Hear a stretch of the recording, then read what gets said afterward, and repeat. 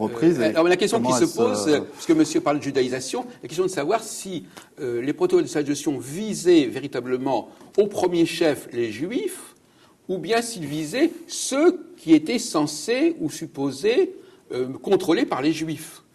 Donc à ce moment-là, dans un cas, c'était les Juifs qui étaient l'adversaire principal. Dans l'autre cas, c'était ceux qui étaient les agents des Juifs qui étaient l'adversaire principal, et pas spécialement les Juifs. Et on peut se demander si à un moment donné, on a changé le fusil d'épaule, et si on ne s'est pas attaqué directement aux Juifs, qui n'étaient pas finalement au centre de la cible, qui était simplement un élément compromettant, est-ce qu'il n'y a pas eu d'évolution dans ce sens? Est-ce que ça n'est pas, au départ, un ouvrage contre ceux qui sont judaïsés plutôt que contre les Juifs? Alors, je ne sais pas s'il y a une réponse à cette question. Vous avez plus travaillé sur cette question que moi. Non, mais parce qu'effectivement, c'est une question qui est complexe. Tout à l'heure, on parlait du maranisme, qui est effectivement aussi cette espèce de diffusion du judaïsme. Maintenant, on parle de gens qui ne sont pas juifs, mais qui sont judaïsés. Voyez-vous, ça devient extrêmement compliqué. C'est-à-dire que c'est cette espèce de complication, qui est juif, qui n'est pas juif, qui est contrôlé par les juifs, qui ne l'est pas, qui fait que tout le monde est soupçonné, tout le monde est suspecté.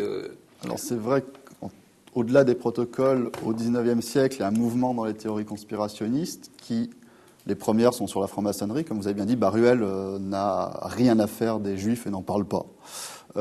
Et beaucoup d'auteurs anti-maçonniques n'ont rien à faire des Juifs et n'en parlent absolument pas, jusqu'à une période assez tardive. Mais la propagande anti-maçonnique va être ensuite réexploitée par les auteurs anti-juifs.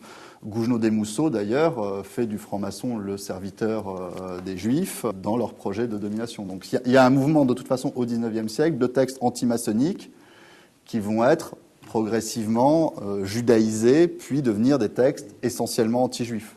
Mais oui. enfin, après ça, sur le cas pratique des protocoles, vu que l'origine reste encore avec beaucoup d'énigmes et de... Voilà, donc c'est difficile. Une des énigmes les plus curieuses, c'est que voilà un ouvrage qui est fabriqué en France, soit dit apparemment, et qui ne sera publié en France qu'en 1920. Donc en fin de compte, il est produit en France et il faut qu'il passe par la Russie, puis ensuite par l'Autriche, etc., pour revenir après la Révolution d'octobre en France. Donc déjà, son itinéraire géographique est assez incroyable. Alors, c'est pas le seul texte qui a cet itinéraire géographique. En France, par exemple, il y a des faux crémieux qui apparaissent dans les années 1883-4, qui sont donc publiés en France, qui partent en Russie, qui ont beaucoup de succès en Russie, et d'ailleurs qui passent par l'Allemagne, puisqu'à un moment, il y a une synagogue qui est brûlée et le texte est distribué dans une version allemande. Et le texte va revenir ensuite en France. Et comme je disais tout à l'heure, avec Gougenot Desmousseaux, c'est assez étonnant, parce qu'en fin de compte, les protocoles de Sage de Sion ne sont pas parus en France,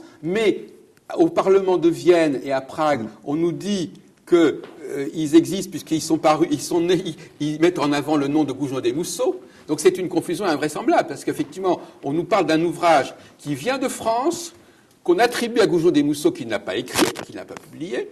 Donc, en fin de compte, il a une sorte de label français, malgré tout.